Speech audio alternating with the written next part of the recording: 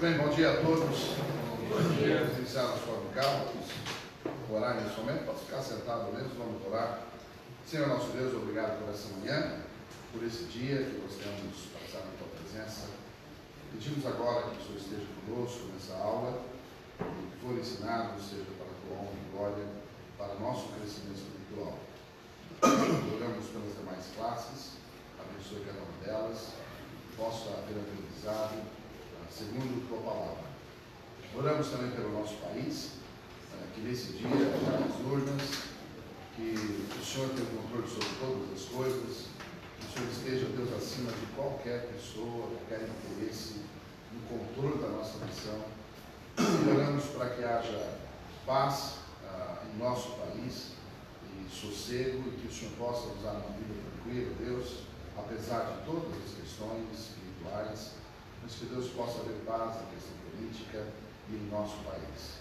Oramos pela nossa pátria, nossos atuais governantes, líderes, autoridades, e também por aqueles que serão eleitos, que o Senhor possa conceder-lhes sabedoria.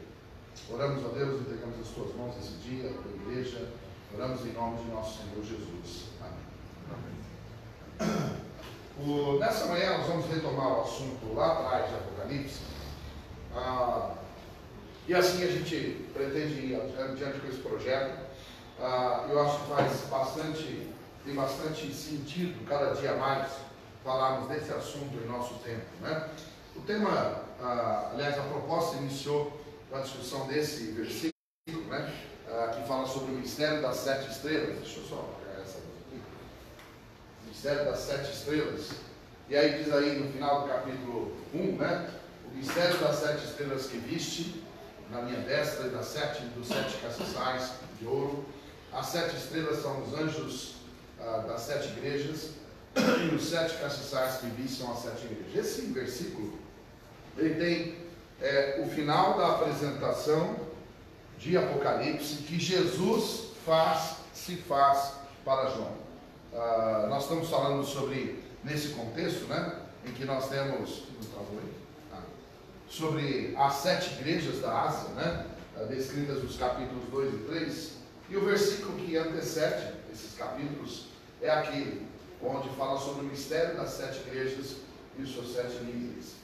Quando a gente fala sobre isso, né, a gente já passou por esse assunto, falamos um pouquinho sobre as tais 7 igrejas, né, um pouquinho pequeno aí, mas aqui é uma lista que você pode ver a definição sobre as 7 igrejas, vai encontrar nos capítulos 2 e 3, o nome dessas 7 cidades. Cada uma delas, portanto, havia uma igreja, naqueles dias, uma igreja cristã, portanto, de 1 a 7. Cada uma dos seus nomes tinha um significado. Tem parte do texto, se você olhar na sua Bíblia, você vai ver que nas divisões do capítulo 2 e 3, no início de cada trecho desse tem lá, carta à igreja tal, carta à igreja tal. Então, cada um desses contextos vai começar a falar de uma igreja, né? Se você olhar no início do capítulo 2, está lá, carta à igreja de Éfeso, né? No versículo 8, antes você vai encontrar a carta à igreja de Esmirna, e assim por diante, as 7 igrejas, os 7 contextos de versículos. Cada uma delas era uma igreja numa cidade que existia naqueles dias. Elas tinham características específicas, passavam por realidades próprias. Todas elas existiram na mesma época lá na Ásia, mas ao mesmo tempo o Senhor Jesus utilizou essas igrejas para falar delas como uma representação de uma época do cristianismo dali para frente. E aí o que o Senhor fez? Ele pegou todo o cristianismo, dividiu em 7 fatias, como se fosse uma pizza, em 7 pedaços, né? Dividiu todo o cristianismo, a história do cristianismo, em 7 pedaços, e para cada uma deu um nome. Esse aqui vai chamar Éfeso, esse aqui vai chamar Esmirna.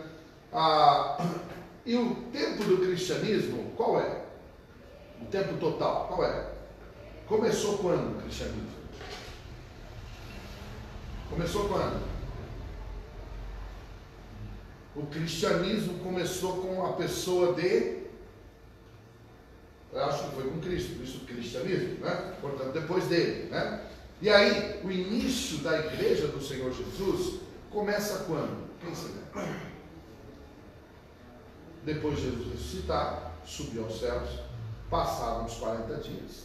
Aí o povo estava reunido lá em Jerusalém, e aí surgiu a festa dos Pentecostes, E ali Pedro e os demais discípulos, cheios do Espírito Santo, se levantaram e ali em Jerusalém, ali iniciava o primeiro culto ao ar livre da primeira igreja que nascia. E ali naquele dia, mais de 3.000 pessoas foram salvas. Ali iniciava o cristianismo. Muito bem, dali, portanto, isso era o ano 33 depois de Cristo, aproximadamente. Daquele momento iniciava o cristianismo. E quando termina o cristianismo? Pela lógica, quando Jesus voltar. Quando Jesus voltar, o tempo, portanto, é esse. E aí nós estamos no ano 2018, Jesus já voltou? Não voltou ainda. Nós estamos aguardando que seja hoje. Então, o início do cristianismo até o fim, que é a volta, todo esse período, hoje, cerca de quase 2.000 anos, na história, o Senhor dividiu cada pedaço, não no tamanho exato, né? Não é uma pizza de 7 pedaços de tamanhos iguais, porque há tempos que foram mais longos e mais curtos, mas cada período é representado por uma dessas igrejas. E aí está aqui a representação dessas igrejas, ano 31, 33 mais ou menos, a Éfeso até o ano 100, depois 100 a 723, aí vai. A última igreja, que representa o período mais recente, é Laodiceia. E aí, ela está dita lá, escrita no capítulo 3, 14 a 22, e esse período é chamado, o período de 1900 até, tá, 3 pontinhos aqui, por quê? Cristo não voltou, né? O dia que Cristo voltar, vocês podem vir aqui, né? Colar no PowerPoint, preencher, mas espero que ninguém esteja aqui para me preencher o PowerPoint. Por enquanto é uma dúvida, né? Mas começa no 1900. Então esse é o período brasileiro. E nós falamos então sobre esse período. E curiosamente, Laodiceia, a palavra Laodiceia significa direitos do povo, né? E aí representa também um período, uma época em que cada uma delas acontece um fato importante dentro do cristianismo, e nesse período é a tal apostasia. A apostasia não tem nada a ver com azia, né? Isso é outro problema, né? Azia é um problema que alguns sofrem, ou gastrite, que é outra coisa, né? Não tem nada a ver com isso. Mas é tão ruim quanto. O que é apostasia?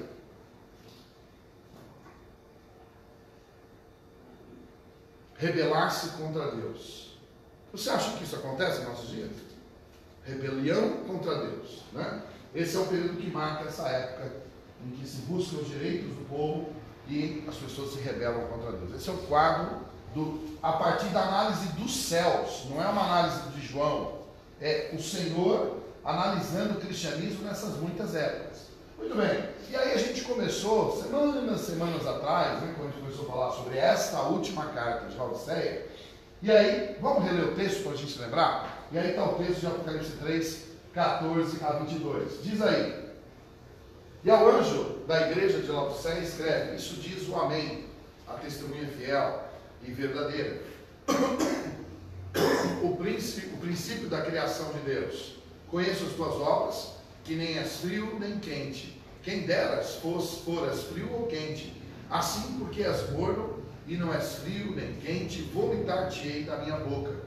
Verso 17 em diante: como disse, rico sou e estou enriquecido, de nada tenho falta, e não sabes que és um desgraçado e miserável, e pobre e cego e nu. Aconselho-te que de mim compres ouro provado no fogo, para que te enriqueças, e roupas brancas, para que te vistas, e não apareça a vergonha da tua nudez, e que unjas os teus olhos com colírio, para que veja.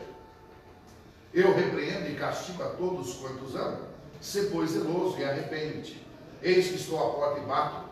Se alguém ouvir a minha voz e abrir a porta, entrarei em sua casa, e com ele cearei, e ele comigo. E os versos finais: ao que vencer, e considerei que se assente comigo no meu trono, assim como eu venci e me assentei com meu Pai no seu trono. Quem tem ouvidos, ouça o que o Espírito diz às igrejas. Esse é o contexto que fala sobre a sétima igreja. Nós já fizemos vários comentários sobre isso, como já faz tempo, né? Lembrando que Laodiceia hoje são ruínas. Aquela cidade onde havia aquela igreja, hoje são só ruínas daquele lugar, lá na Ásia, mas só uma foto para lembrar algumas das ruínas que ainda estão de pé naquele lugar. Muito bem, e o que a gente falou sobre essa igreja, só para a gente lembrar? Ela representa, como eu falei, o cristianismo no período de 1900 até os nossos dias, a volta do Senhor Jesus, né? Então nós já temos aí basicamente quase 120 anos, 118 anos desse período chamado Laodiceia. E aí a gente falou sobre a apostasia, que é o período que isso prevalece, que significa negar e abandonar a fé, revolta contra Deus. Isso é o significado desse período, é o que representa e é marcado esse período do cristianismo. Portanto, é um raio-x legal dos céus? A perspectiva de Deus é que é um ótimo período do cristianismo? Não, mas tem gente que acha. Engraçado, né? Tem gente que a avaliação, de alguns que eu já vi líderes religiosos, é que o mundo está muito melhor, que o Brasil está fantástico, né? Em termos de cristianismo. Para Deus, quando você pergunta, Deus fala assim, ó, negar, abandonar a fé e revolta contra mim. Puxa, diferente de raio-x, né? Para o mundo está maravilhoso, para a perspectiva de Deus, está um traste, está horrível, né? E aí isso é interessante porque a gente tem que pensar assim, afinal, quem tem razão? A avaliação dos homens, que parece maravilhoso, ou a avaliação de Deus, que entende, vê e enxerga que há uma revolta do povo contra ele? Isso dentro do cristianismo, hein? Não estou falando do mundo, não, estou falando em relação ao cristianismo. E é essa questão das pessoas abandonando a fé, negando a sua fé e se rebelando contra Deus. Esse é o contexto do cristianismo em nossos tempos, né? Muito bem, mais algumas coisas. Aí veja, com base em que a gente diz que é essa conclusão. No verso 17 diz, rico sou. Ou, como dizes, ou seja, quem diz isso? Aqueles que estão no cristianismo, vem assim, rico sou, estou enriquecido, e já não tenho falta. E não sabes que és um desgraçado, miserável, pobre, cego e nu. Essa palavra desgraçado aqui parece forte, né? Porque a gente usa quase como um palavrão, né? Mas a palavra desgraçado quer dizer que não tem graça, né? E perdeu toda a graça, né?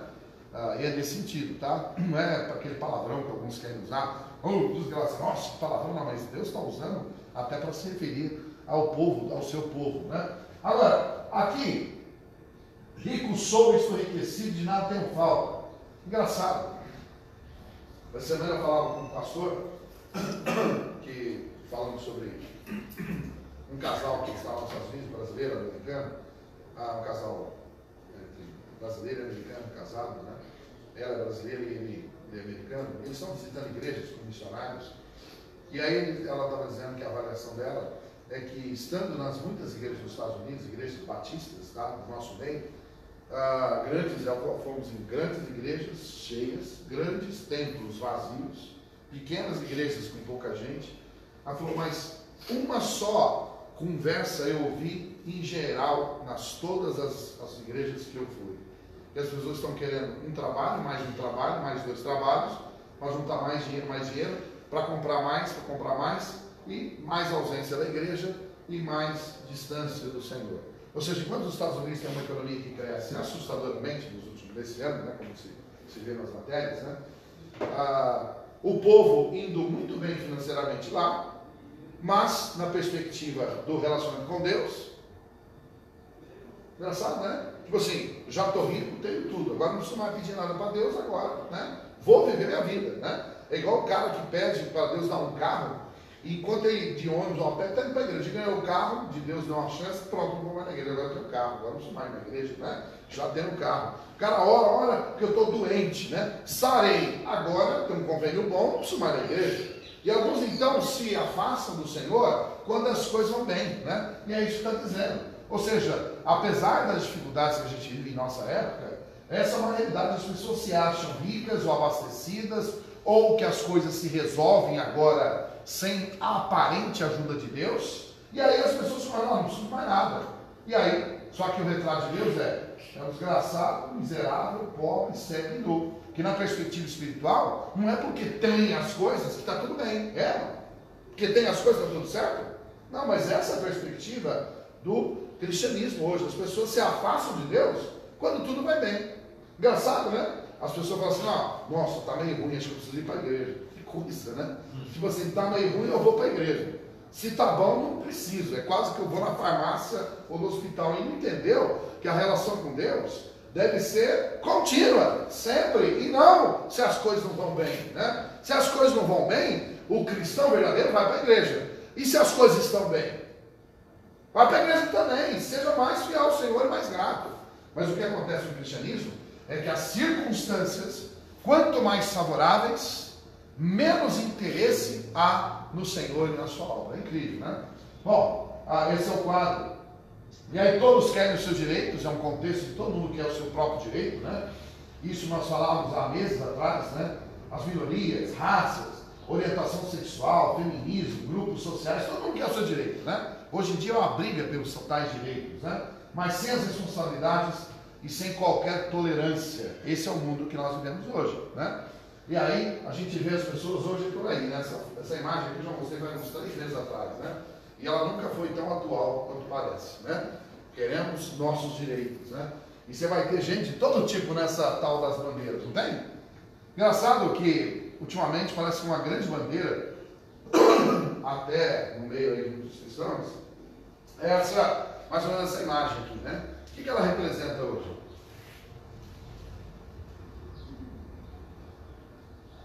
Qual é o significado que tem na sociedade hoje? Igualdade dos homens. Não, essa não é a bandeira, não. De jeito nenhum. Se fosse, estava tudo certo. O que ela representa? A mulher que se montou, brigando pelo topo. O que mais? Como é que estão esses nomes hoje dados?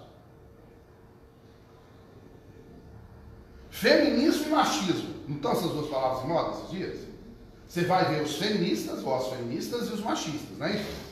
E aí, de um lado, as mulheres querem dizer que elas querem mandar e os homens querem dizer que eles mandam. Feminismo e machismo, qual está certo? Os dois estão errados. Os dois estão absolutamente errados. Eu conversava com uma jovem um tempo atrás, ela é cristã e tal, e ela falou assim, eu sou feminista. Eu falei, o que você acha do feminismo? Né? Não, porque as mulheres também têm que lutar pelos seus direitos e tal. Que coisa. Mesmo contra Deus, porque o feminismo, tanto quanto o machismo, é contra Deus. Lembra que eu falei rebelião contra Deus? Negar a fé, ir contra Deus? Porque os direitos hoje são mais importantes do que submissão a Deus. Então, irmãos, eu tenho que dizer para você o seguinte, você pode pensar o que você quiser, mas diante de Deus, é pecado ser feminista e é pecado ser machista. Porque é uma rebelião contra Deus. Sabe por quê? Porque em ambos os lados, quer dizer que o homem é mais importante do que a mulher. Isso é machismo. Está certo isso? Não. Ou as mulheres são mais importantes que os homens. É verdade? Não. A Bíblia é clara dizendo que homens e mulheres todos são iguais perante Deus. E para Deus não há acepção de pessoas. Agora, Deus estabeleceu papéis e responsabilidades distintas para homens e para mulheres, certo?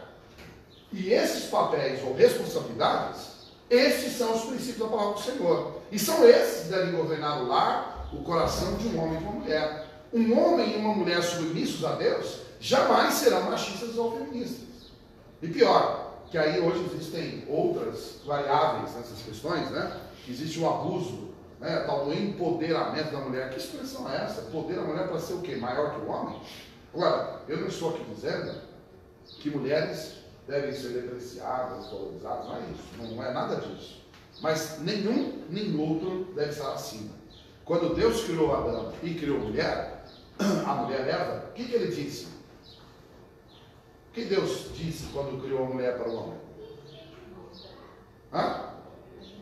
Farei uma ajudadora. E aí, a expressão que a gente vê dizendo lá, para que esteja ao seu lado, essa adjutora está ao lado dele. Ou seja, Deus fez homens e mulheres para caminharem lado a lado. Esse é o conceito de Deus. Nunca um em cima, outro embaixo. Nunca, isso nunca aconteceu. E aí, em todo o contexto bíblico, você vai encontrar um Deus que coloca homens e mulheres como iguais. Quando um homem se casa com uma mulher, que é esperado que seja assim, né? Tomara a Deus, né? Que fosse sempre assim, né? Homens casando com mulheres e mulheres casando com homens, né? Cada um formam uma só carne, a Bíblia diz. E aí uma só carne quer dizer que um lado é pior que o outro? Não. E aí a gente vê em todo o conceito bíblico, o marido deve amar a sua esposa como Cristo amou a sua igreja e deu sua própria vida por ela. E aí, isso mostra machismo? Não. O machismo é bíblico? Absolutamente não. É um distúrbio do comportamento humano masculino. Assim como o feminismo, que quer ser submisso, é distúrbio. Por que eu estou falando tudo isso? Porque parece que nunca antes do nosso Brasil, esses assuntos foram tão tratados e tão distorcidos. Mas todos se preferem rebelar-se contra Deus do que submeter-se ao princípio da palavra. Cuidado, tem muita proposta por aí querendo distorcer o princípio que Deus fez, que homens e mulheres são iguais, apenas são diferentes em relação à sua estrutura, aos seus papéis, às suas características. E a bênção de Deus é que uma mulher seja sempre uma mulher, amém? E que um homem seja sempre um homem. Isso já nós honramos a Deus assim. Quando o homem entende o que é ser homem na presença de Deus, e o que uma mulher entende o que é ser a mulher perante Deus. E quando nós pararmos de lutar contra esse princípio divino, a sociedade vai ver muito melhor. Então cuidado com essas propostas que tem por aí, de querer desvirtuar o conceito de Deus. É Deus que estabeleceu que homens e mulheres são iguais, e que eles têm diferenças sim, e essas diferenças são para que haja um complemento, para que um se una ao outro e a coisa seja melhor, e jamais uma luta de poder. A luta pelo poder, seja de uma mulher, é uma distorção, é uma negar a fé e rebelar-se contra Deus. Cuidado com as propostas políticas que tem por aí que estão querendo mudar esse conceito divino. Samuel, eu mandei aí, esses dias eu mandei um artigo aí no WhatsApp da igreja, falando sobre os princípios de uma reflexão para a escolha dos seus candidatos. Eu não falei de partido, e nem falei de candidatos, até porque a igreja não é papel disso, né? Nem líder político vai falar no nosso púlpito. Nós jamais vamos defender política aqui no púlpito no sentido de partidários ou de princípios políticos, não é nosso papel. Mas o papel sim da igreja é falar sobre o que Deus pensa sobre a política, sobre os princípios políticos. Gostando ou não, tem 11 princípios que eu arrolei ali, que quem discute com aqueles 11 princípios é uma rebelião contra Deus, porque lá fala que na verdade a pátria nossa, para ser sossegada e tranquila, que a gente tenha candidatos que tenham temor do Senhor. Está errado isso? Temor do Senhor? Como a gente vai ter uma pátria melhor se quem estiver no governo não tiver a sabedoria do temor do Senhor? Como nós vamos ter uma pátria melhor se a pessoa não respeitar a família, marido e mulher, homem e mulher? É o princípio. Como nós vamos ter uma pátria melhor se não houver justiça, se não houver um combate à corrupção, enfim, aqueles 11 princípios que estão ali são bíblicos, são divinos. E o que a gente estava colocando é, ao decidir orar pelos seus próximos candidatos, hoje, se você não votou ainda, veja se aquele candidato ou aqueles 6 candidatos que vai votar, se eles não são contra esses princípios. Se eles são contra, não precisa ser um crente, não. Mas se eles são contra, nós não vamos ter uma vida muito calma e sossegada para frente, porque nós vamos estar colocando alguém em poder que vai contra Deus, porque aqueles são princípios de Deus, não dá para questionar.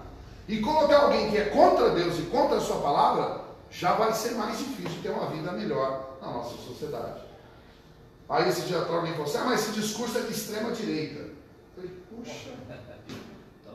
Aí eu fiquei pensando, afinal, o que é direita e esquerda? Né? Então quer dizer que a Bíblia é extrema direita? Não, eu não acredito que a Bíblia é extrema direita nem extrema esquerda. E aí eu estava estudando sobre esse direita e esquerda, né? E hoje se fala que os conceitos de direita e esquerda se misturaram. É como se antes era quase que preto e branco, né? Quase que Fla-Flu, Corinthians, São Paulo, né? Quase como duas. Hoje não. É como se fosse uma caixinha de lápis de cor, sabe aquelas caixinhas que tem um monte de lápis colorido? Hoje não é mais só preto e branco, existe uma multiplicidade de cores e bandeiras, que quem é à esquerda não é tão esquerda assim, com base na sua origem, e quem é à direita era tão direita assim, e as pessoas se misturaram, e os interesses se misturaram. Hoje, essas bandeiras são mais com o interesse do poder do que um retrato, uma posição clara sobre o que é esquerda e direita. Eu não estou aqui dizendo se esquerda e direita que é certo ou errado, não é isso. Mas, irmãos, o nosso discurso não é nem de esquerda nem de direita. Falar sobre a Bíblia e seus princípios deve ser o que norteia o cristão, amém? E não uma questão. Agora, se alguém se opõe aos princípios bíblicos, então, lembra que eu falei agora, o que é o nosso tempo que a gente vive? É apostasia. O que é apostasia? Rebelião contra Deus. Então ele não pode, irmãos, achar que política é política, Deus é Deus. Não, não. Peraí, Deus está acima de todos os assuntos, né? Não dá para achar que pode fazer política sem Deus. Não é possível? Não. A gente tem que encontrar esses princípios em qualquer lugar. Há um tempo atrás, alguém falava assim, que se você vai ser sócio de um negócio, de uma empresa, a coisa mais difícil é ser sócio de alguém que não é crente. Não é verdade? Eu já tive esse privilégio de eu vi que é isso. Se você tem uma sociedade com alguém que não é um cristão, é um negócio. Você tem uma empresa, abrir uma sociedade, Aí você tem uma pessoa lá que é muito amigo, parente, sobrinho, tio, qualquer coisa, ou sei lá, por amizade, interesse, você faz na sociedade. O que vai acontecer? Vai chegar um momento em que os princípios de um vão contrariar os princípios do outro. E vai chegar a ter um conflito. Mas não é só sociedade, não é só negócio. Não, porque nos negócios também influenciam quais são as minhas crenças. O que eu acredito vai espelhar nos meus negócios, não é verdade? Nos seus negócios. E chega um ponto que essa sociedade é complicada. Assim como no casamento, um é sal, o outro não é, já é difícil ver isso.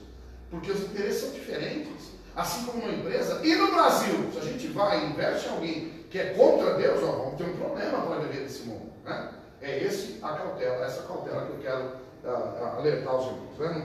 Né? Para mim não é questão de direita ou esquerda, é questão de o que Deus diz como deve ser o nosso país.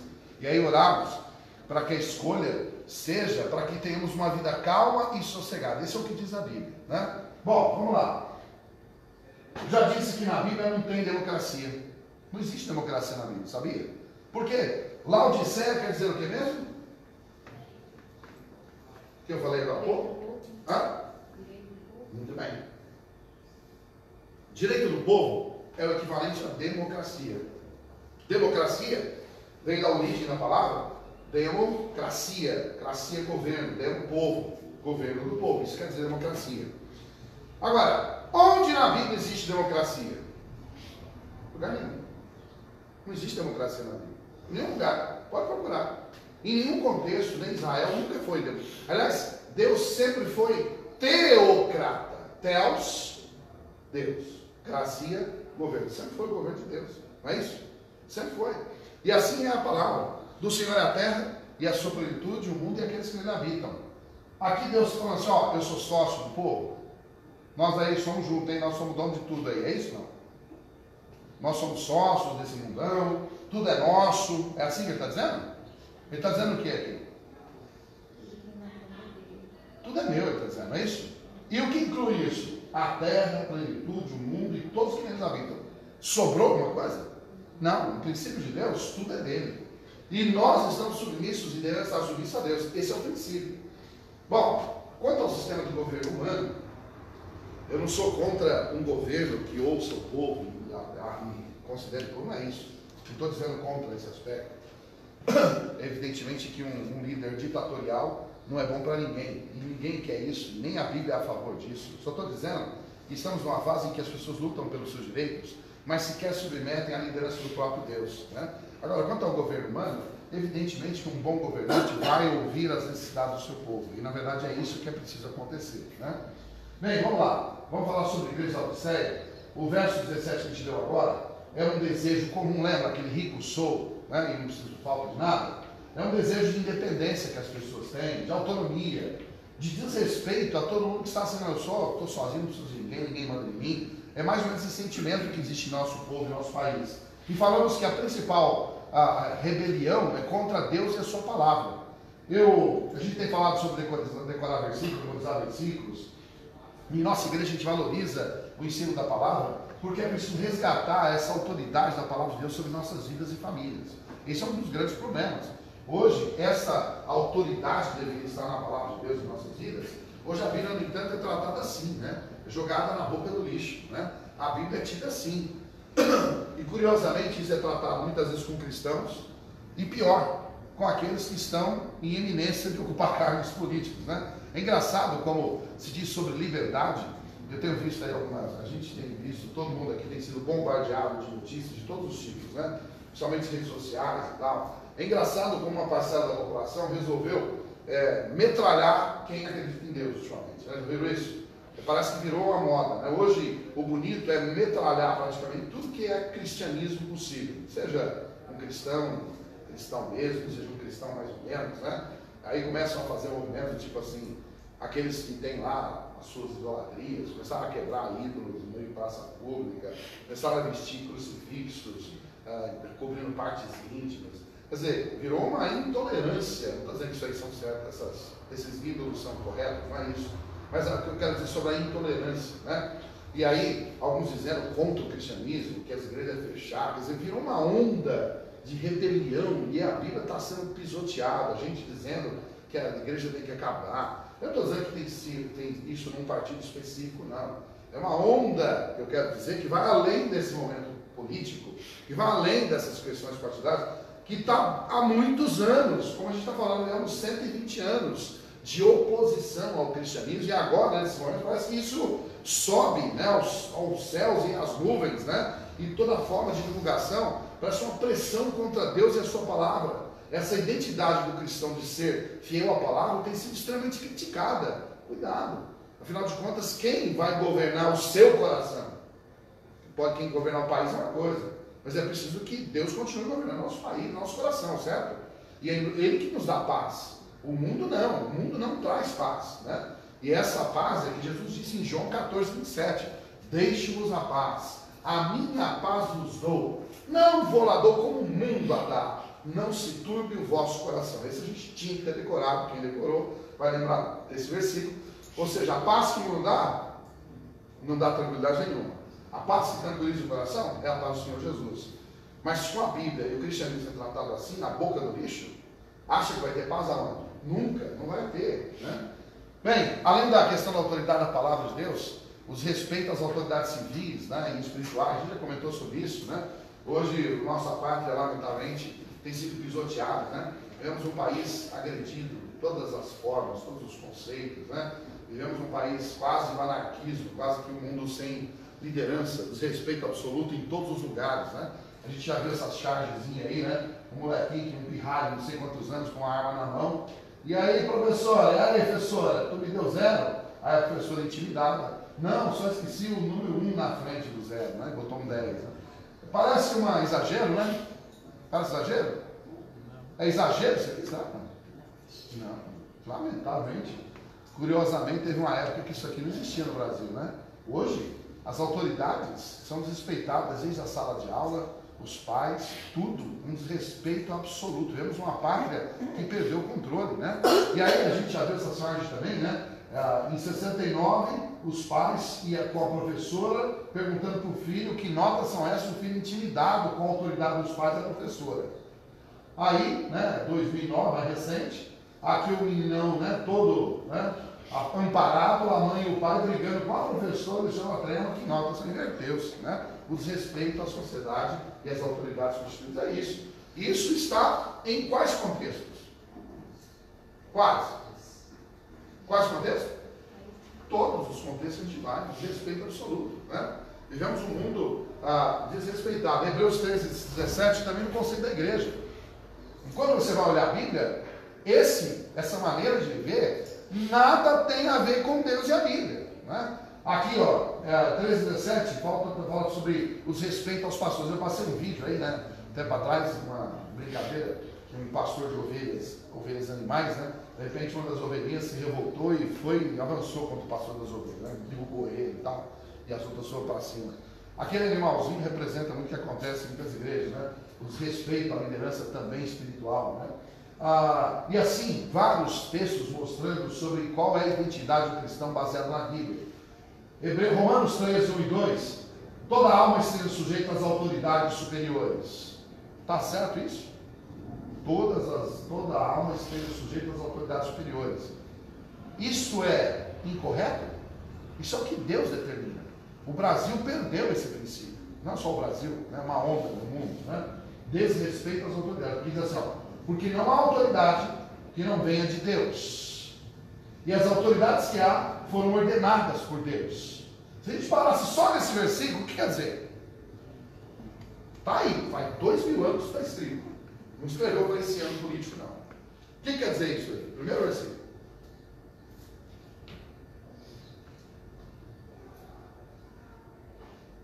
Todo mundo tem que brigar pelos seus direitos, é isso?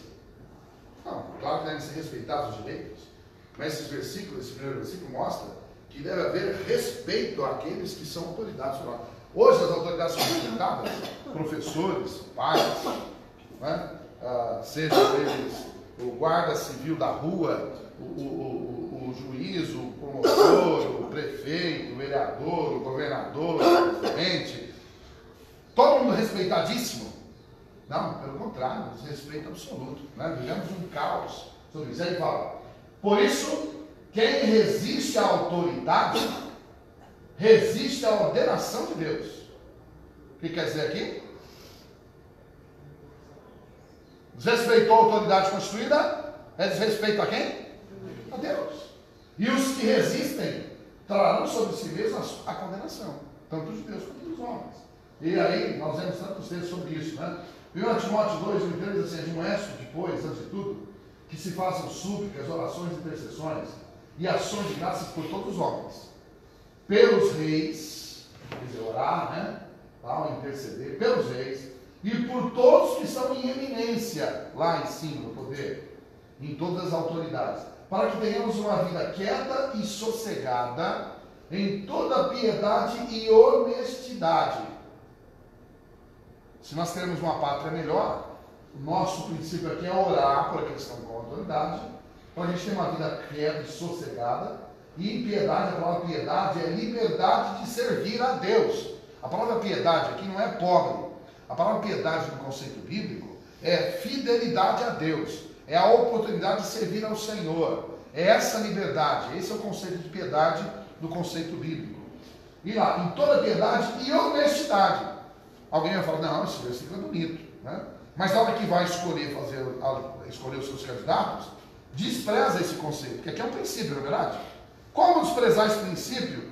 Não orar e não buscar para que isso aconteça na escolha, porque depois escolheu errado e escolher alguém que é contra isso, como vai ter vida quieta, sossegada, piedade, honestidade, se escolher alguém que vai contra isso? Não, disparate.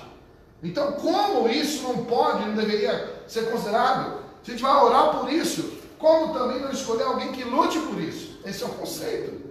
Então, não adianta a gente fazer o errado agora e depois querer ficar orando para Deus consertar o errado. Não, irmãos, a gente tem que, nosso papel agora é fazermos parte do processo. Mas antes da gente escolher, pense bem se isso vai trazer esse resultado de vida, né? Porque isso é bom e agradável de Deus, nosso Salvador. Então, Deus falou muito claro, não falou? Então, é uma questão de a gente, na hora de pensar e voltar, pensar bem nisso. E mais, 1 Pedro 2, aqui faz o contrário.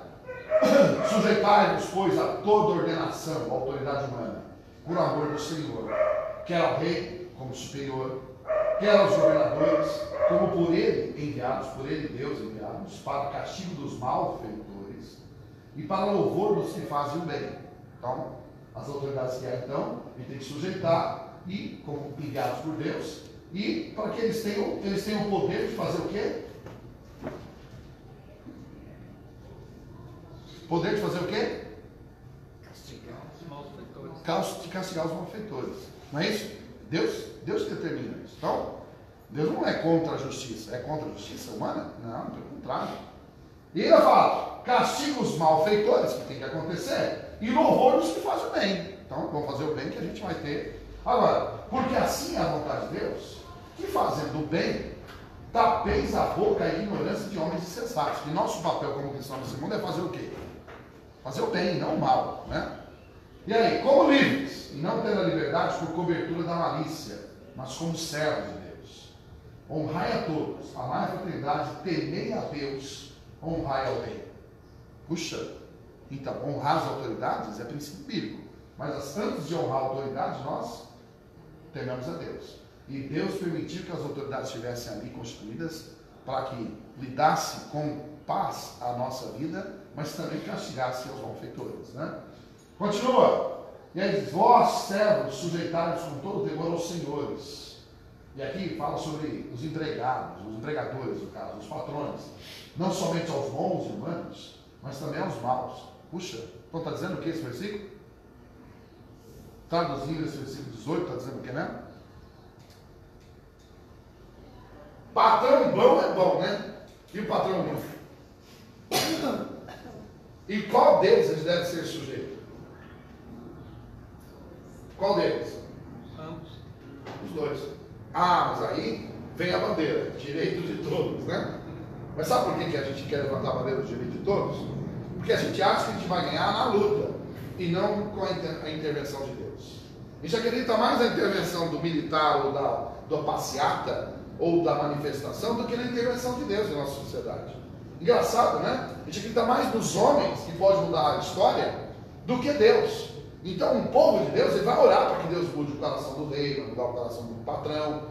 Deus tem mais poder do que militares, passeata, manifestação e greve, ou não tem. Se você não crê isso, então você já tem um problema de rebelião contra Deus. Eu creio que Deus é mais forte do que qualquer manifestação. Assim como, por exemplo, uma mulher, uma esposa, que tem um marido ruim, péssimo, ela fazer uma greve de sexo, greve disso, maltratar o marido, não fazer almoço e tal, ela acha que está agindo para a defesa dela. Não, ela está desonrando o primeiro Deus. Porque se ela quiser mudar o marido, ela vai se ajoelhar no seu lugar quietinho e vai pedir: Deus, em nome de Jesus, mude o coração do meu marido. E eu vou ser uma mulher submissa porque o Senhor vai mudar o meu marido. Amém? Isto é a intervenção de Deus na história, irmãos. A autoridade, quem muda, Deus tem interesse de mudar a autoridade quando o povo de Deus se ajoelha no chão e busca a intervenção de Deus.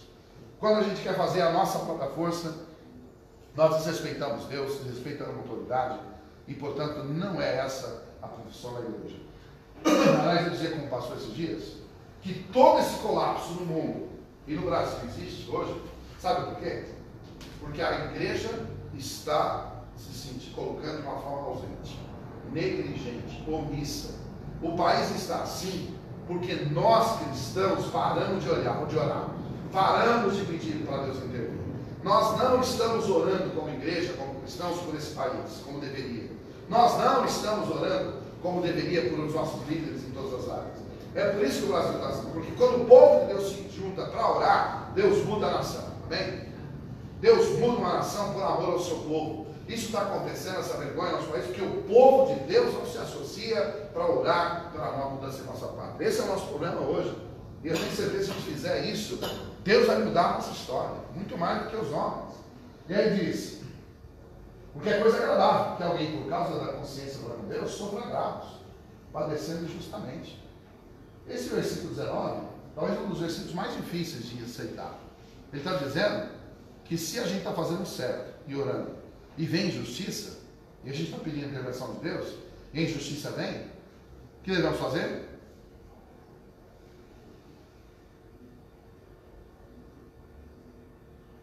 Continuar sofrendo a injustiça. Não é isso que está dizendo aqui? Ó, porque é coisa agradável que alguém, por causa da consciência para com Deus, sofra agravos, padecendo injustamente. Por que ele vai sofrer e padecer? Porque ele se manteve fiel para com Deus, certo?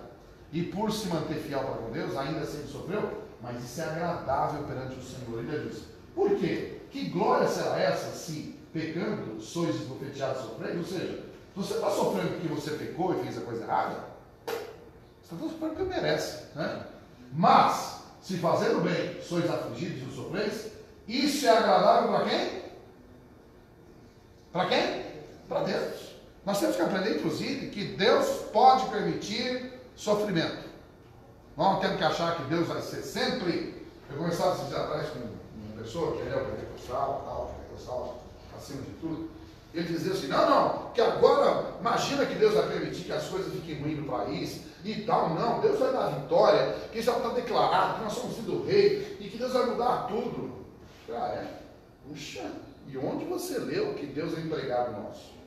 Onde você leu que Deus é obrigado a dar para a gente um país maravilhoso? Afinal de contas, nós estamos merecendo?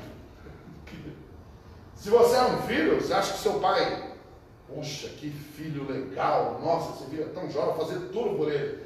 Esses filhos estão muito merecedores de alguma coisa nesse país, desse Deus? Não. Será que Deus tem obrigação de dar algo melhor para nós, esse ano que vem, nos próximos anos?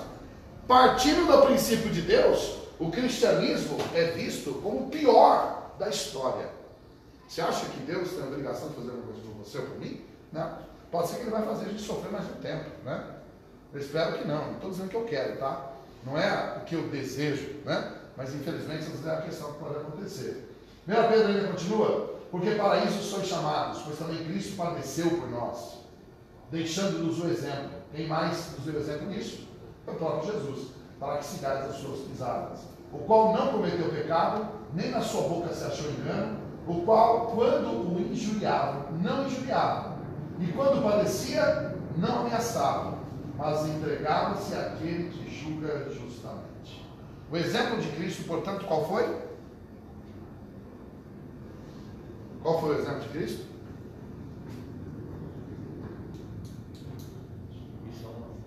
Submissão, porque ele sabia que Deus ia mudar a história, mas ele não se colocou contra as questões que ele existiam.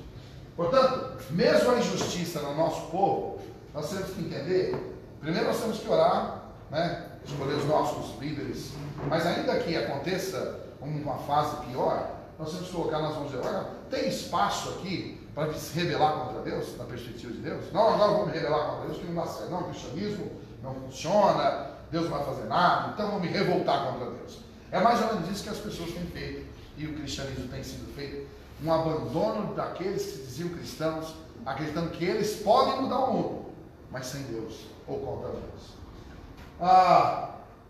Essa é uma chavezinha que mostra espelho meu. Existe alguém mais espiritual do que eu, né? E acha que é uma ovelhazinha, né? Mas do outro lado é um lobo mau. Esse é o cristianismo de hoje, né?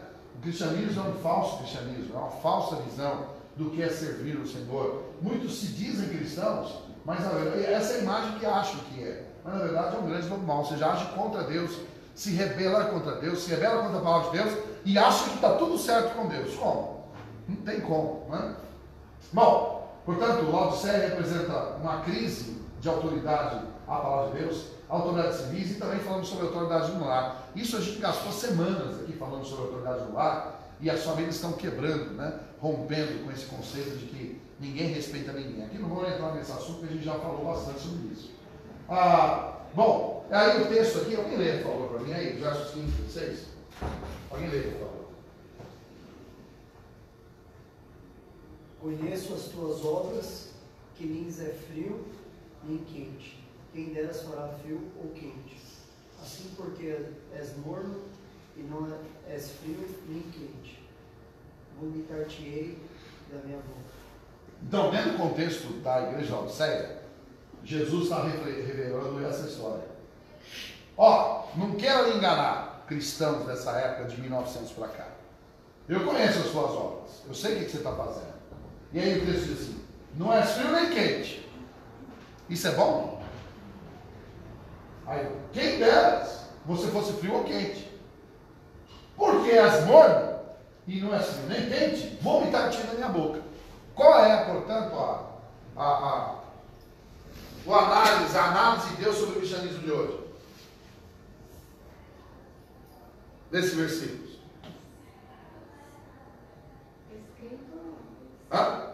Ou você crê ou não existe meio, não existe meio. O que é um cristão morno nesse retrato aí? O que seria um cristão morno? Sabe da verdade, mas não segue.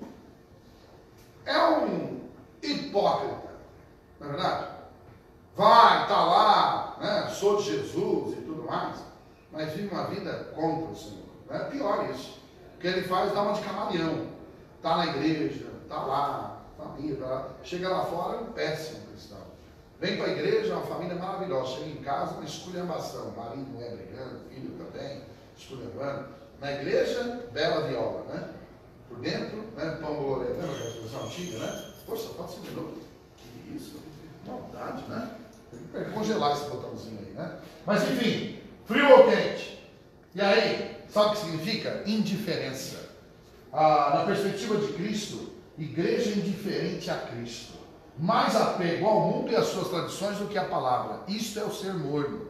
Está mais interessado no que o mundo pensa, no que as pessoas acham, do que de fato ao que o Senhor Jesus ensina e apregou. Muito bem, aí vem aí uma chargezinha que eu quero fazer aqui, mostrar o que é um cristianismo morno. Aí vem aqui, o Senhor diz ao anjo da igreja, porque as mornas, isso não é um versículo, né? E aí está lá o pastor pregando bonitinho, né? E aí está a igreja reunida lá. Esse universitário não está dizendo assim, essa lâmpada é bem econômica. O pastor está pregando. Ele está pensando e olhando a lâmpada. Esse é o tipo do crente morninho, né? O outro aqui, está na hora da minha novela. Está com a Bíblia aberta, está na igreja, mas está preocupado porque é novela. Isso é mais um cristãozinho do dia de hoje, né? A outra, que pastor chato, né? Essa que está na igreja também. O outro, atender o celular no culto. Já viu isso? Eu já vi. Está no culto, alguém... Alô, está no culto, no meio. Já vi gente atender no meio do sermão. É um desrespeito, né? Isso aqui é o tipo de cristianismo que Deus falou, estou pronto a vomitar vocês. De horror, né? De terrível. Esse é o cristianismo que nós vivemos hoje, né? Da indiferença. E aí, vamos lá. Aqui está lá, né? Os dois sentados, a mulher desse aqui. Aí a mulher fala assim, querido, você já pode parar de fingir que está orando? Porque o diácono já passou, né? Fingir que está orando. Fala, os irmãos, fecha os olhos, vamos orar, cara. Nossa, que oração maravilhosa. Mas às vezes só está mexendo a boca, né? Só fingimento. Isso é o cristão morno, né? Que às vezes a gente tem hoje no cristianismo, né? É uma figuração, uns artistas, né? Terríveis, né? Esse é o tal do igreja que nós temos hoje em dia que Deus está falando aumentar. Existe todo tipo de crente. Existe o crente Raimundo, né? Um pé na igreja, outro no mundo. Esse aqui é terrível, né? Tá aqui, acha que é, mas lá fora, na verdade, é que é a vida dele, né? Aqui é só um disfarce, né? De um lado, uma Bíblia na mão, do outro lado, um copão de bebida alcoólica. Ou seja, uma falsa vida cristã, né? É o tal do crente Raimundo. Existem outros crentes, por exemplo, o crente macaco, que fica pulando de igreja em igreja. Esse é um crente que tem para todo lado. Para todo lado está pulando. Uma igreja, vai outro dia na outra, vai na outra, vai na outra. Sabe por quê? Porque assim ninguém vai falar para ele o que ele tem que fazer, não vai mudar, não vai pegar uma sequência de estudos, não vai aprender nada. Vai só no oba-oba. Esse é o crente que gosta de ficar só pulando, né? Com todo respeito aos macacos. E aqui o crente renasceu. Se tocar nele, ele sai dando tiro. Esse é o tipo de crente que ameaça, né? Aquele crente marvado, né? Ele chega assim na igreja e todo mundo assim... Aquele crente massacrado, fica com a cara feia, né? Tem gente que é assim, tá dentro da igreja. Rapaz, você chega perto dele e você fala assim, né? Passa meio de lado, né? Tinha uma pessoa que visitou um tempo na nossa igreja, que ela fez, quando foi com ela, não cumprimento ninguém. Mas não, passou álcool na mão, gel, com medo de infecção. Puxa. Aí quando eu vi ela, eu fiz só assim, né? Ela não queria dar, passou aqui nessa igreja. Não queria dar a mão, não, porque tinha medo de ser contaminado, né? Não sei se ela teve alguma infecção, mas não queria nem ser tocado, né? E assim tem gente que é assim, não toca, porque senão não sai, né? Tipo cangaceiro. Então o tipo de crente, que é o crente Kiko, não se mistura com a gentalha. E aí a gente vê que todo o cristianismo, todas as fases de uma boa igreja, sempre envolveu comunhão, na verdade, relacionamento.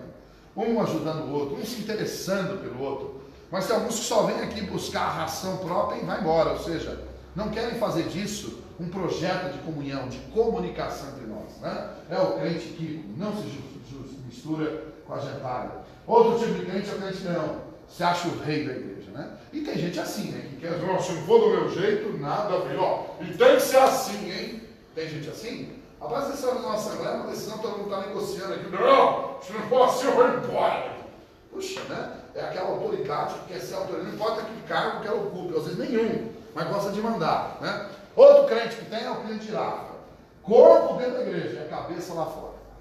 Tem que ficar assim. Igual aquela mulher que estava lá no celular ou buscando outras coisas, né? Tem um monte de crente girafa, né? Pensando lá fora outra coisa. E se o crente noiva só chega atrasado? Já viu crente assim, não? É igual a noiva, só chega, vai começar o culto, tá quase acabando, chegou, irmãozinho. É porque hoje aconteceu um negócio, né? Aí no outro dia, hoje aconteceu outro negócio. Aí eu, não, hoje foi não sei o quê. Nossa, hoje foi. E fica cheio, sabe igual aquele empregado horrível que o patrão mandava embora no segundo dia, ou no primeiro? Tem crente que quer ser assim com Deus, né?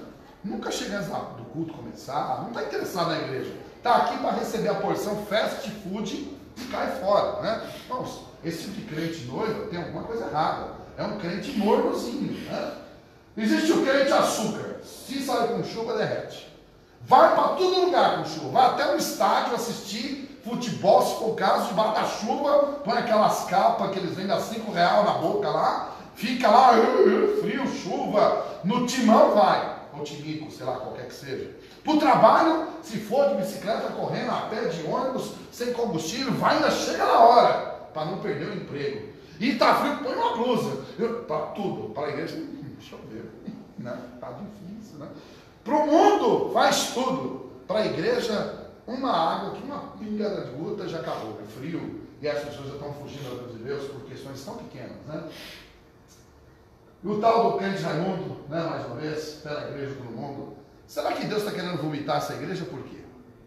Por que Deus hoje está pensando em vomitar-te da minha boca, como diz o texto? É porque tem encontrado esses tipos de cristãos hoje em dia, né? Esse é o princípio. Ou seja, que cristianismo é esse? Nós realmente estamos agradando ao Senhor pela nossa maneira de conduzir as nossas vidas, a nossa relação com Deus, a nossa relação com a palavra? Isso espelha o tempo que nós estamos vivendo. E aí, o texto mais uma vez falamos: ricos somos, são enriquecidos, nada tem falta, e não sabe ser um desgraçado, e miserável, e pobre, e cego, e nu. Ou seja, esses conceitos são um aspecto espiritual. Pessoas que estão enfraquecidas espiritualmente, mas se acham que podem viver sem Deus e distanciar a sua palavra da sua igreja. Além de respeitar as autoridades constituídas, palavra de Deus, civis, espirituais do lar, o cristianismo do nosso tempo é tão orgulhoso que acha que não precisa de Deus também não. Tem muita igreja que já colocou Deus para fora. Tudo vem para dentro, mas Deus não, Deus fica lá fora, né? E aí, se considera rica. E aí tem muita igreja hoje com prédios maravilhosos. Não é o nosso caso, não sei se já perceberam, né, quando entraram, aqui ainda não é um prédio maravilhoso que a gente está esperando. A gente até quer um prédio melhor, né? Acho que uma igreja boa, que amanhã consegue um prédio melhor, é uma bênção. O problema é quando uma igreja está buscando só prédio, só quer beleza, né? E não, na verdade, o conteúdo. Muita gente quer sentar e se destacar, né? Vê um cidadão um tempo atrás dizendo assim: ó, um candidato aí, uma eleição passada, queria passar na igreja, ele pode passar lá? Pode, a igreja é aberta, é pública. Pode vir o candidato, não tem problema. Mas ele podia falar alguma coisa? Não, de jeito nenhum. Mas pode orar por ele? Pode, na entrada, na saída, ninguém não te ora. Mas botar ele aqui, não, aí não. Questões políticas no púlpito, não. Mas tem gente que quer ter destaque e não quer ser um servo. Essa é a grande diferença do cristianismo. Nós temos um povo com boa educação e tem pastor bem treinado. Esse é o contexto que nós vivemos. Já rica, prédio, gente bonita, pastor. Ou seja, se for pensar comparado às gerações antigas, hoje a gente tem muito mais condições do que havia no passado, não é verdade? As igrejas são muito mais ricas e poderosas. Mas aos olhos do Senhor, igrejas pobres, terríveis, né? Muito bem.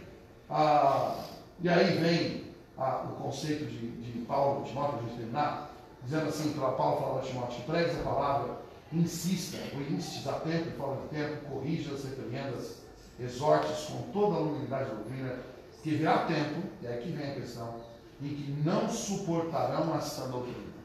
Esse é o tempo que nós vemos, certo? A doutrina correta, muita gente não suporta. Mas, tendo coceira nos ouvidos, amontoarão para si doutores conforme as suas próprias concupiscências e desviarão os ouvidos da verdade, voltando às fábulas. Esse é o tempo que nós vivemos. E essa é a perspectiva que o Senhor tem do cristianismo. Que Deus tenha misericórdia de nós, do seu povo e da sua igreja. Pense bem nisso, ore, hoje é um dia importante na nossa pátria. Seja mais fiel a Deus do que a qualquer outra questão, irmão. Que Deus nos dê, tenha misericórdia de nós. Amém? Alguma pergunta aqui, não? Tá, muito bem. Vamos lá. Que Deus abençoe. Vamos dar continuidade ao nosso culto.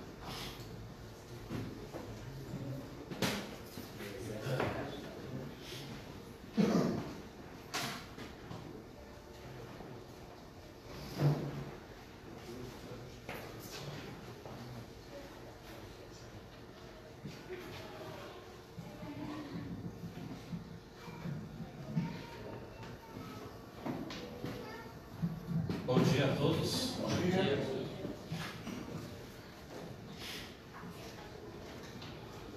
Vamos nos colocar em pé.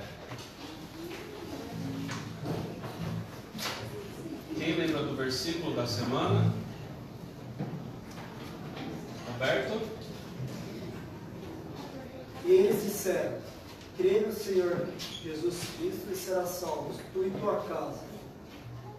Atos 16, 31. Quem mais? Colisal? E eles disseram: credes no Senhor Jesus Cristo e sereis salvos, tu e a tua casa. Atos 16, 31. Silva? E ele disse: crê no Senhor Jesus Cristo e serás salvo, tu e a tua casa. Atos 16, 31. Mais alguém? Decorou? Memorizou? Eles disseram: crê no Senhor Jesus Cristo e serás salvo, tu e tua casa. Atos 16, 31. Amém. Mais alguém? E eles disseram: crês no Senhor Jesus Cristo e será salvo tu e tua casa. Atos 16, 31. Amém. Mais alguém? Quem mais? Quem mais? Pastor? E eles disseram, creio que o Senhor Jesus Cristo será salvo, tu e tua casa, Atos 16, 31. Amém. Dona Vilani? Eles disseram, creio no Senhor Jesus Cristo, será salvo tu e a tua casa. Atos 16, 31. Amém. Mais alguém conhece o versículo? Pode falar. E eles disseram: crê no Senhor Jesus Cristo e será salvo tu e tua casa. Atos 16, 31. Amém. Amém. Isso é difícil, hein? Amém. Fez mais difícil. Mais difícil. Mais alguém lembra do versículo? Vamos lá.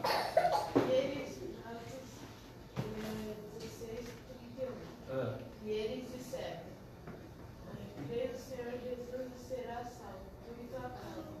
Amém. Amém. Mais alguém? As crianças estão afiadas, hein? Mais alguém lembra? Então vamos lá ao versículo. Todo mundo junto. E eles disseram: crê no Senhor Jesus Cristo e serás salvo, tu e a tua casa. Atos 16, 31. E aí fica o desafio para a próxima semana, este versículo que está em Colossenses, capítulo 3, o versículo 23. Vamos falar todos juntos? E tudo quanto fizerdes, fazei-o de todo o coração, como ao Senhor, e não aos homens. Colossenses 3, 23. Amém? Vamos louvar o nosso Deus e também será o momento de nós entregarmos os nossos dízimos e as nossas ofertas. Alex, um pouquinho. Ah, sim. Nós ainda não recolhemos aquele compromisso de missões, né? E também aqueles que ainda não entregaram no domingo passado, podem entregar nesse domingo, tanto agora na parte da manhã, como também no culto de louvor à noite, tá? Então aqueles que ainda não entregaram, pode colocar no gasofilasco.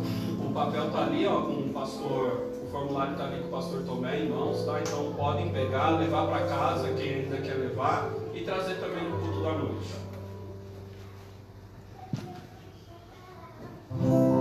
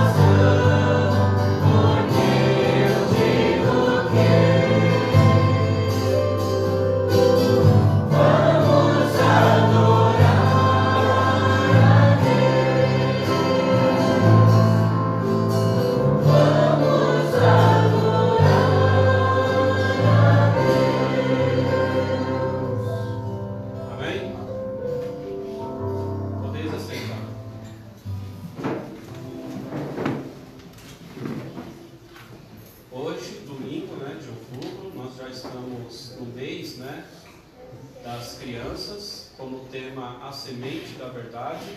Então, que nós possamos, nesse mês, né, estarmos dispostos na obra do nosso Deus, juntamente com as nossas queridas crianças, e lembrando, né, dos nossos avisos. Tá passando aí?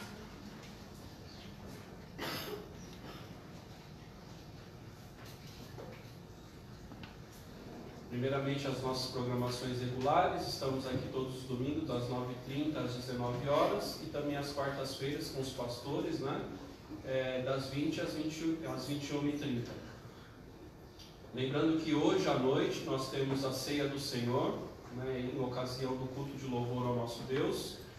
E sobre isso eu já falei, né? Traga no culto de louvor, né, o compromisso de fé com missões, entregue no ato da entrega de dízimos e ofertas. E lembrando, né, da nossa programação do Dia das Crianças, agora no dia 12, no feriado, sexta-feira, e no dia 14 será o fechamento, né, desses 3 dias, será sexta, sábado e domingo. No sábado a gente vai ter, vou até pedir ajuda aqui da Islane, né, que a gente vai ter uma programação especial no sábado. Isso, nós temos a presença do pastor Josué Amaral. Eu não me recordo qual dos irmãos que oraram por ele no momento missionário. Está aqui quem orou por ele?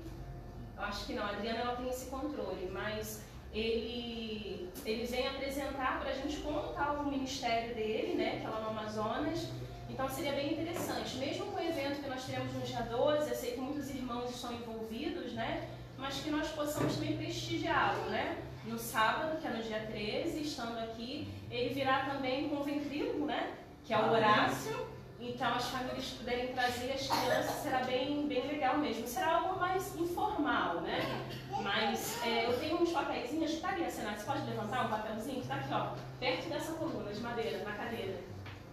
Aqui, né? Isso. Apenas para a gente se programar as perguntas. Como será algo mais informal, então as perguntas, curiosidades que vocês têm sobre o ministério dele, né? As crianças também podem, já que aprenderam bastante no mês passado, que foi o mês, né, da nossa conferência, podem também escrever ali. Não precisa colocar o nome, ficam à vontade para perguntar se tem alguma curiosidade, alguma dúvida referente ao ministério. E no sábado, que possamos estar aqui também para prestigiá-lo.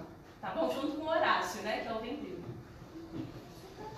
Então aí essa programação especial com o nosso querido missionário, o pastor Josué Amaral, está aí a foto dele com sua família.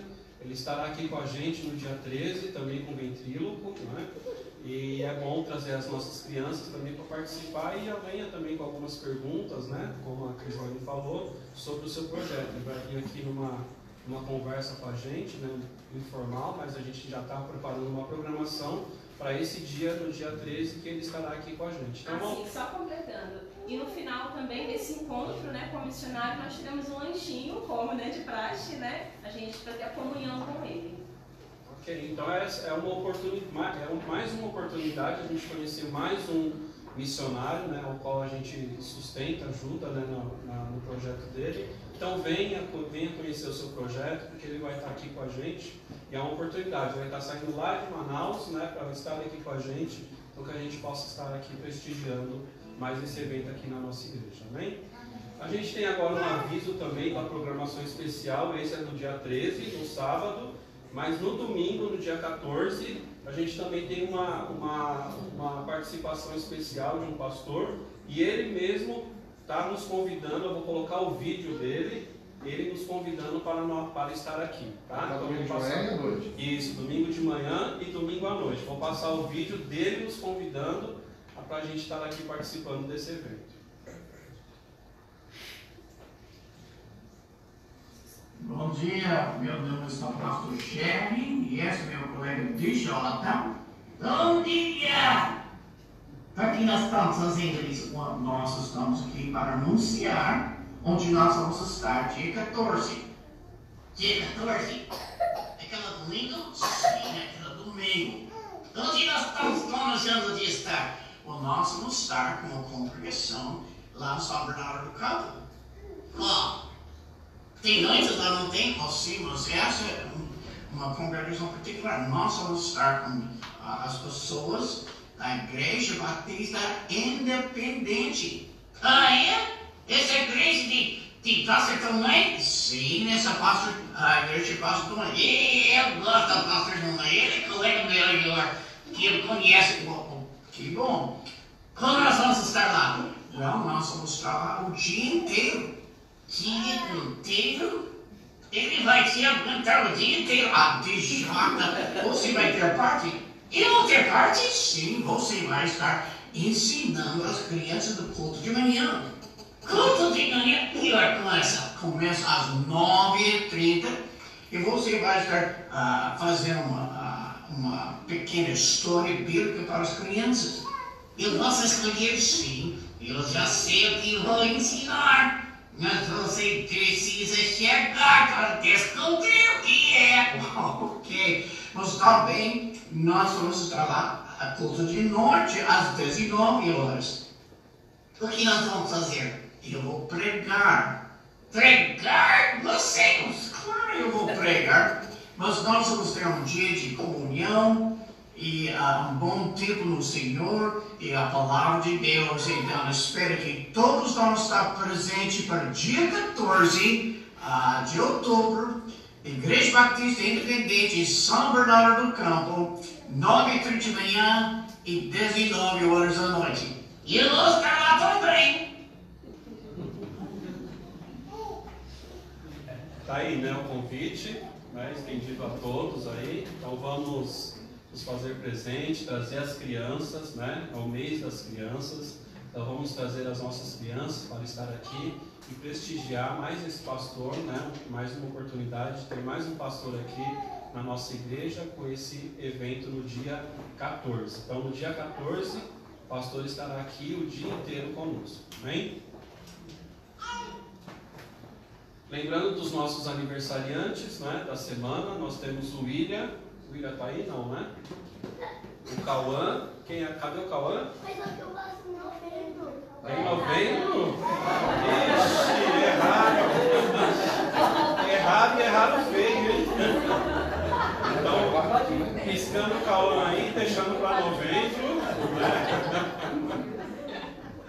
Então o William não está com a gente, o Cauã já não está mais ali, ó. A nossa querida irmã Dana fazendo aniversário e o Bruno. É isso, não é, Bruno? Amém. Agora tá certo. Vou chamar eles a vir aqui à frente. Amém. Irmã Dana, por favor. A Dana está toda chique, tá vendo? O Bruno, o William não está.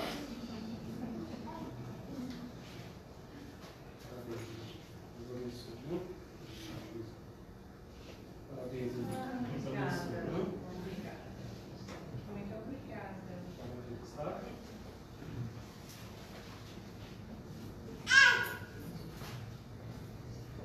Bom, é isso, pessoal, de avisos. E aí, só lembrando que nós vamos ter agora uma competição, tá? Competição do mês das crianças. Assim como nós tivemos uma competição do mês de missões, nós teremos agora uma competição do mês das crianças. Só um aviso que essa competição vai ser o mês inteiro, com encerramento e premiação no dia 4 de novembro, tá? Então nós vamos separar já as duas equipes. O pastor já separou, pastor? Já está tudo separado. Como vai ser? Aí eu chamo o pastor Mark aqui à frente e ele fará essa competição de perguntas e respostas. Ok. A equipe Josias vai ficar desse lado. Tá? Desse lado, né? Então Antônio Pupim, Cristina Pupim, Alex, Crislane, Edílio, Adriana Ferraz, Luíde, Rebeca, Elisete, Marcelo, Damares, Ícaro, Letícia, Davi Lopes, desse lado Davi Lopes, a Cristiane Lopes, olha lá, dando sobrenome, Marcos Vinícius, Caroline, Laura, Camille, Fátima Santos, Mariana Santos, Silvana, Lucas e Levi, Guilherme, Daniel, Fátima Cavalcante, Mateus, Rita, Débora, desse lado também, Fernando, Tamires, Laura e Luísa. Desse lado. Equipe Davi. Adriana Yamauchi desse lado, Amanda Yamauchi, Bruno Pupim, Asenati, Sophie, Douglas Tauber, Érica, Douglinha, Enzo, Débora, desse lado aqui. Lorisval já está aí, tá aqui, famoso, hein? Sueli, Sandra, desse lado, Samuel, Tomé Lopes, desse lado aqui, Lúcia Helena, José de Itanhaém, vem pra cá, José, Regiane de Itanhaém também, Gabriel de São Bernardo, pra cá, Gabriel, Cida Cavalcante, Mariana Cavalcante, João Vitor, Marque, tá lá na frente, Dana desse lado aqui, Roberto de Silma, Rian Cauã, Vitória, Vilani já está desse lado, Geraldo também, Mota Júnior e sua querida esposa há 2 anos, Raquel Armando. Só antes de passar a palavra do pastor Mark, nós temos também um vídeo aí especial do mês das crianças, tá? Então nós passaremos o vídeo agora e logo após o pastor Mark já começa com a competição.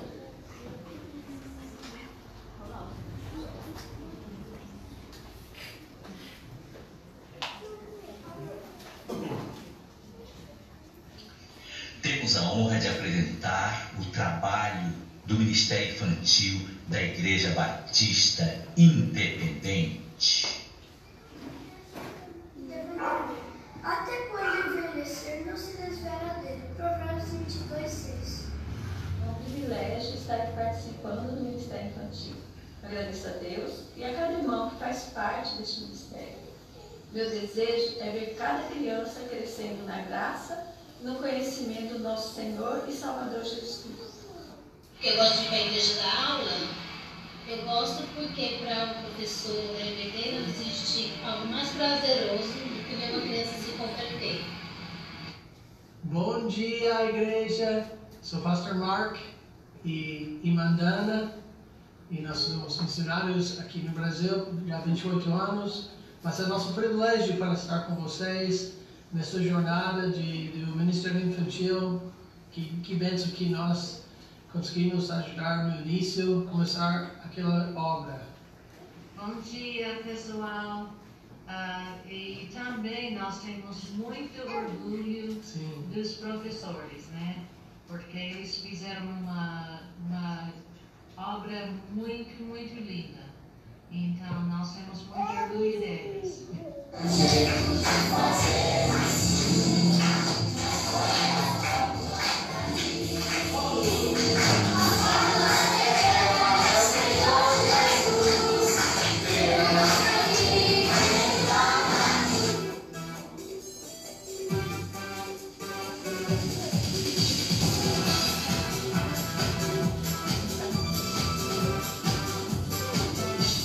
Obedecer é mais que importante, é pra nós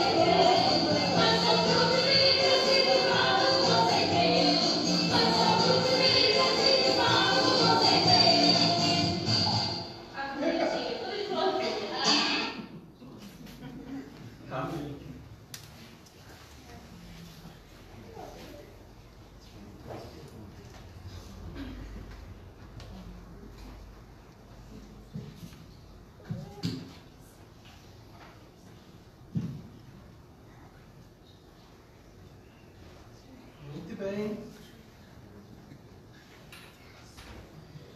Que bom, realmente foi uma grande bênção hoje para ver esse vídeo. Também, Imandana, você pode chegar na frente. Hoje começou o mês das crianças. Amém. E hoje foi um tempo maravilhoso. Você pode notar, Imandana está usando uma coisa maravilhosa que nossa irmã Asenati fez sobre uma menina que nós aprendemos sobre esse menino hoje. As crianças aprendem bastante. Eu enviei para vocês no grupo da igreja sobre, nós estamos aprendendo sobre 2 Reis, capítulo 5. Estamos aprendendo cada semana. Vamos aprender sobre uma criança na Bíblia. Por exemplo, hoje nós vamos falar algumas perguntas sobre a história de hoje. E hoje, nos próximos 5 semanas, todo mundo vai ser sobre como uma criança, tá bom? Vocês são adultos, vocês vão ser crianças hoje, tá? E nós vamos fazer o seguinte. Nós temos 2 times. Vocês são qual time? O rei Davi? E esse time é? Eu não estou ouvindo. Josias? Tá. Então nós... O rei? Desculpa. Tá. Então, eu tenho 12 perguntas, tá? Como no mês passado. O que eu vou fazer é o seguinte. Nós vamos perguntar às crianças primeiro, tá? E se a criança precisa ajuda, todos vocês podem me ajudar, combinado? Porque nós vamos querer saber se eles estavam aprendendo hoje sobre a história. Então eu coloquei 12 perguntas. 10, 5 por cada time. E os últimos 2 perguntas... Cadê a família? Tá bem. As últimas 2 perguntas valem 100 pontos. Cada resposta é 50. Mas as últimas 2 perguntas eu vou modificar um pouco. Vale 100 pontos, tá? As últimas 2 perguntas, tá bom? Então, a primeira pergunta...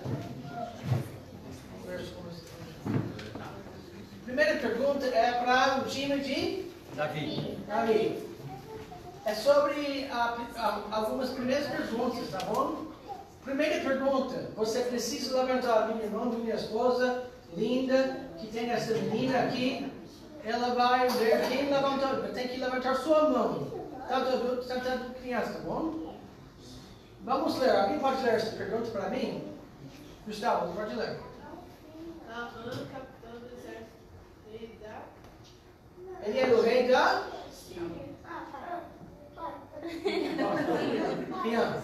Pode falar, Fala bem alto. Vamos ver. Isso! 50 pontos. Segunda pergunta. Para o time de? Rei Josias. Segunda pergunta é assim.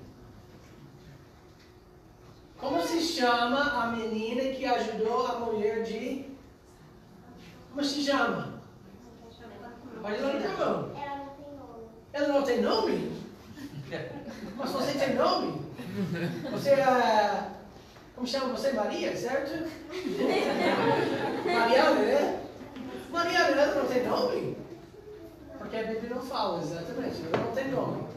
Exatamente. 50 pontos. Parabéns.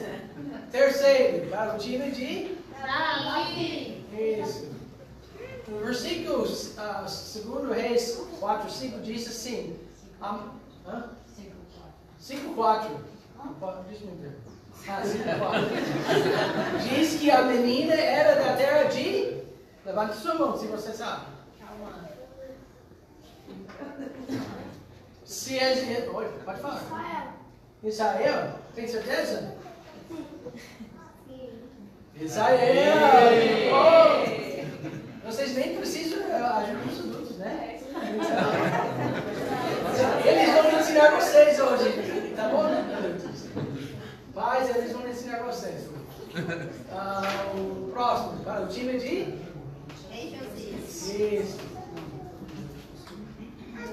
Alguém pode ler para mim? Rebeca. Rebeca, pode ler.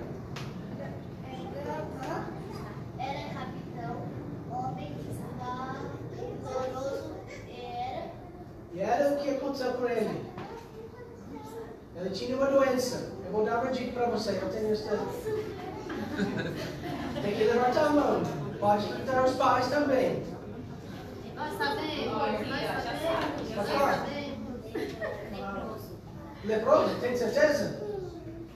Isso! Oh, muito bem. Agora é para esse time aqui. Alguém pode ler? E a resposta não é só uma pergunta, só uma palavra. Então por isso eu não coloquei a resposta lá. Pode falar. Alguém pode ler para mim? Sandra, pode ler. Como Naamã foi ajudado por uma menina que tinha capturado pelos ombros dele? Como ela ajudou? Como que ela ajudou? Pode levantar a mão. Como ela ajudou? Fala bem alto. Indicando para Naamã ir falar com o profeta Eliseu. Isso mesmo, muito bem. Acho que muito bom. Por isso não coloquei a resposta lá. Vocês, eu coloquei algumas perguntas hoje, tentando ajudar vocês. Lembram que estava aqui nas últimas semanas também. Isso não faz parte da história hoje. Mas eu vou tentar, vocês que são adultos, vocês podem pais, vocês podem ajudar também, tá? Como se chama um pastor que estava pregando por nós semana passada? Foi domingo à noite, semana passada. Como chama aquele pastor? Passa. Se não sabe, eu vou passar para outro tipo.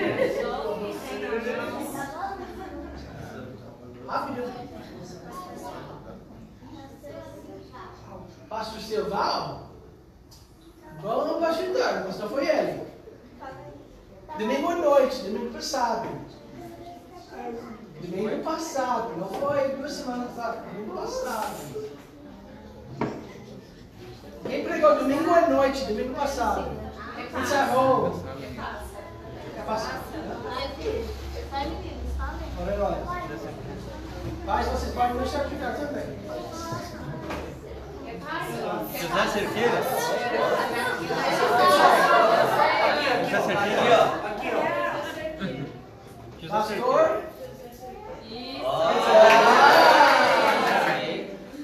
Muito bem. Tá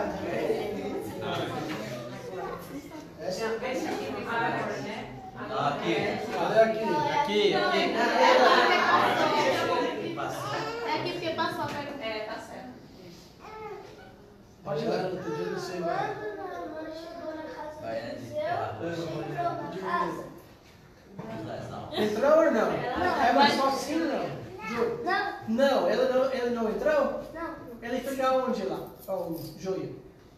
Ele ficou onde, Júlia? Ele estava bem fora, estava na porta, ou ao lado, se lembra? Hã? Vamos ver. Versículo 9, parou.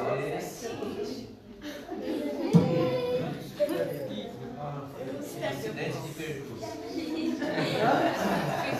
Vai falar da cruz das almas, né?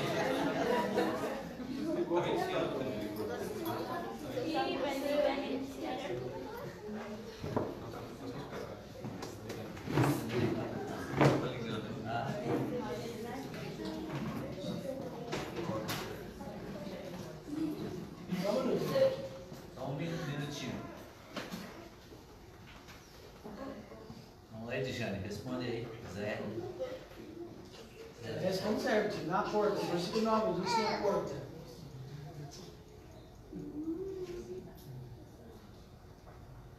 Ainda bem, hein? Tecnologia.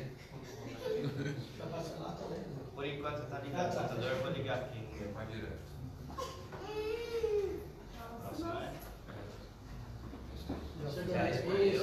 No versículo 9, parou na porta da casa de Eliseu, que ele tinha aquela doença.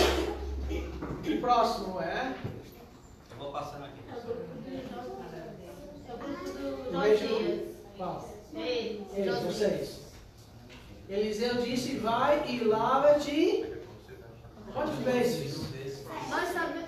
7 vezes e aonde? Jordão. Tem certeza? Não foi do Pinheiros? Não. Foi 8 vezes 7 vezes. Vamos ver. Isso, bom.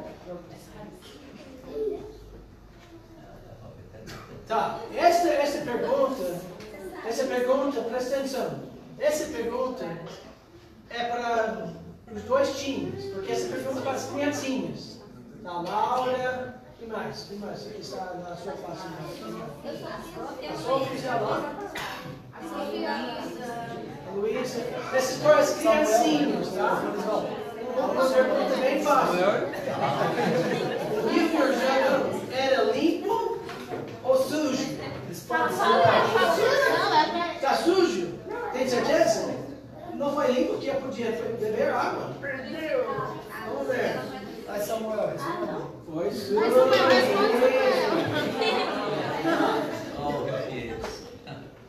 O próximo. O rei Davi agora. Alguém pode ler isso para mim? Porque Naamã não queria obedecer Eliseu, mas o que o fez mudar a ideia? Isso. Se lembra? Ele estava ensinando. E mudou a ideia. Se lembra? Ele falou, mas essa água é suja. Eu queria entrar na água bem limpa. Júlio, pode falar.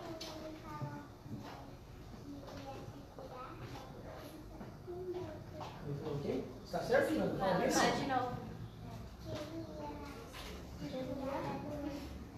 Ele tinha doença. Quem falou com ele? Se lembra? Foi o servo, foi o rei, foi outra menina. O que foi? Foi o soldado. As servas do... A gente aceita isso. Isso. Certo.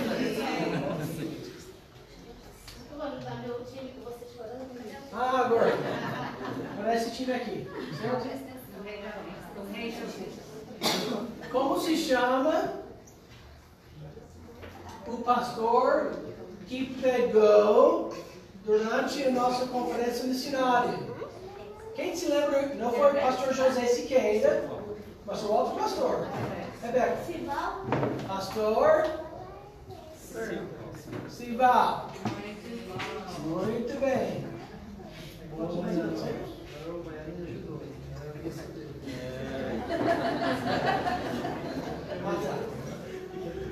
Essa última pergunta é para todo mundo.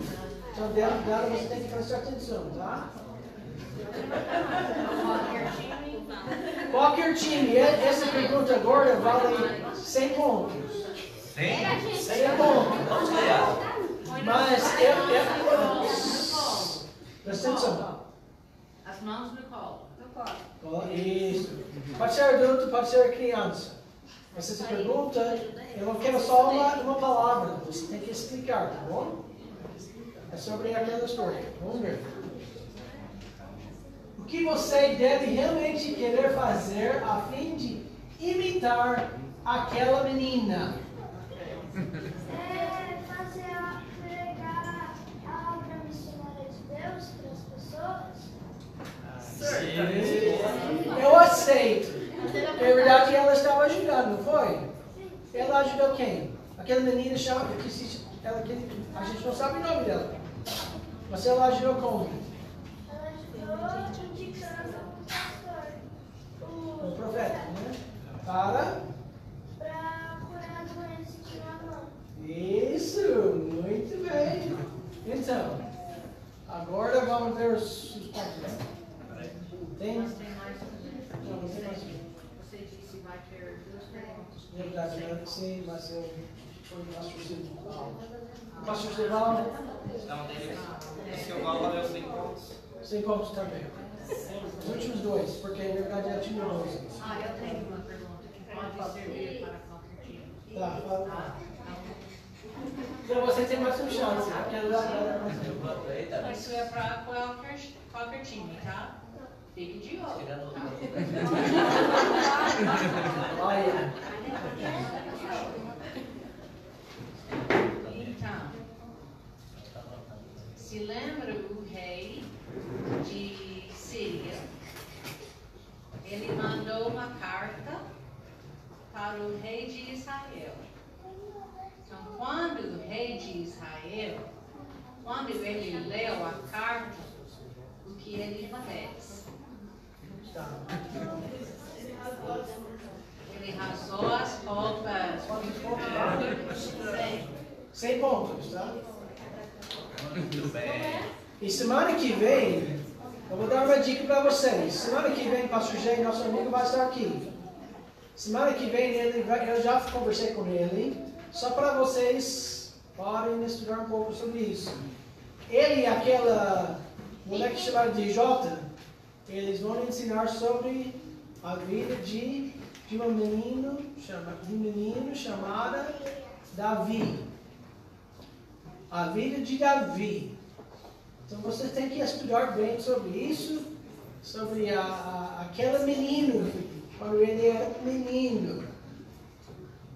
Sobre Davi, não foi quando ele já era adulto, sabe? Mas sobre a vida de Davi, quando ele era menino, tá bom? Só para vocês saberem, pode passar. Os pontos. Ah, que bom. O rei Josias, 550. O rei Davi,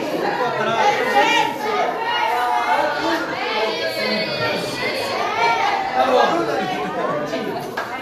Muito bem. 550 e 350. Acho que também pode chegar aqui. Ok, vamos encerrar então, vamos nos colocar de pé. Mas antes eu quero dar um aviso agora. Inclusive, ele já falou com o pastor Antônio, com o irmão Alex. Os versículos que estão sendo decorados aqui, ele vai ser inserido nas equipes, tá bom? Então, ao decorar o versículo, nós não vamos falar como está falando aqui em público. A gente vai falar diretamente para a Silma e a Tamires. E quando elas decorarem, uma fala para a outra, por exemplo. A Tamires fala para a Silma fala para a Tamires, certo? E esse versículo decorado vai somar também no ponto da sua equipe. Então, terminando aqui, se alguém já souber, o versículo da semana vai até as duas aí, ó. E lá no final tem uma sabatina sobre esse versículo, tudo vai ser muito legal, tá bom? Ok, Pai amado, muito obrigado por esse tempo tão precioso que tivemos aqui. Eu tenho certeza que a comunhão ela é fundamental nos nossos relacionamentos como família, como igreja. E que o Senhor venha abençoar todos aqueles que estão na frente, na direção deste trabalho. E tudo para a glória do Teu santo nome. Eu te louvo em nome de Jesus. Amém. Que a graça e a paz do Senhor Jesus, o amor do Pai, a comunhão do Espírito Santo esteja com todos, agora e para sempre. Amém. Pode se assentar e que Deus abençoe.